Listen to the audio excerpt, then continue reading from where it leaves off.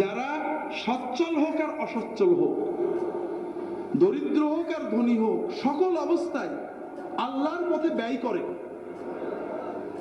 আল্লাহর পথে ব্যয় করে মানে পীর সাহেবের হাদিয়া দেয়, ঠিক না?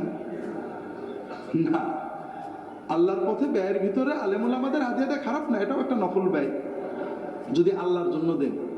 যদি মনে করেন লোকটা আল্লাহর একজন ভালো বান্দা, তাকে হাদিয়া দিলে আল্লাহ যদি দেখে যে আমি আল্লাহর জন্য মহব্বত করছি, আল্লাহ খুশি হবে, এই জন্য দিলে নফল ইবাদত। আর যদি মনে করেন হুজুরের দিলে হুজুর খুশি হলে আমার বিপদ কেটে দেবে, তাহলে কি হবে? সর্বনাশ। আল্লাহর পথে ব্যয়ের সবচেয়ে বড় হলো পিতাকে দেবেন, মাতাকে দেবেন, আত্মীয়কে দেবেন, স্বজনকে দেবেন, গরিবকে দেবেন, এতিমকে দেবেন, আশেপাশে যত মানুষ আছে মানুষকে দেবেন। কথা বুঝতে পারেননি? এটা হলো আল্লাহর পথে ব্যয়। গরিব হোক ধনী হোক, সব অবস্থায়। একটু পরে ব্যাখ্যা করার চেষ্টা করব। এটা গেল একটা। আল্লাহ জান্নাত বানিয়েছেন কোন মুত্তাকিদের জন্য? এক নম্বর, তারা সর্ব অবস্থায় আল্লাহর পথে ব্যয় করে।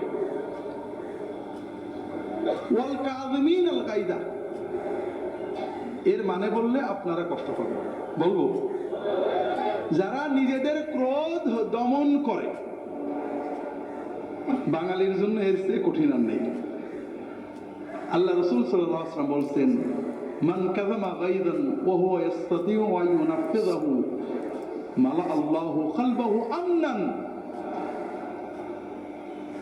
যদি কেউ রাগ হয়েছে এমন মানুষের উপরে যার উপরে রাগ ঝাড়া যায়, এমপি, ডিসি, এসপি অন্যায় করেছে, খুব রাগ হয়েছে, কিছু করা যায় নাকি? মাফ করে দেন, ওই মাপের এত বেশি দাম নেই। যার উপরে রাগ ঝাড়া যায়, নিজের স্ত্রী, নিজের ছেলে, নিজের মেয়ে, কাজের মানুষ, ড্রাইভার, চাকরি করে, গরিব মানুষ, আপনার সে পাওয়ার কম, গ্রামের গরিব মানুষের ছেলে দোকানদার, আপনি পাওয়ারফুল, এমন কথা বলেছে, এমন কাজ করেছে, গ্লাস ভেঙে দিয়েছে, টাকা নষ্ট করেছে, বাজে কথা বলেছে, প্রচন্ড রাগ হয়েছে। আপনি ইচ্ছা করলে চর বা গালি দিতে পারতেন, শাস্তি দিতে পারেন, 2 দিন জেলেও দিয়ে দিতে পারতেন, কিন্তু আপনি মাফ করে দিলেন। আপনি চিন্তা করলেন, আমার রবের কত অন্যায় করি, সারাদিন অন্যায় করি, আমার রব আমার বাতাসটা বন্ধ করে দেয়নি, আমার চোখটা কণা করে দেয়নি, আমার নিয়ামত খুলে রেখেছে, আমার রবের একটা বান্দা, আমি তাকে মাফ করে দিলাম।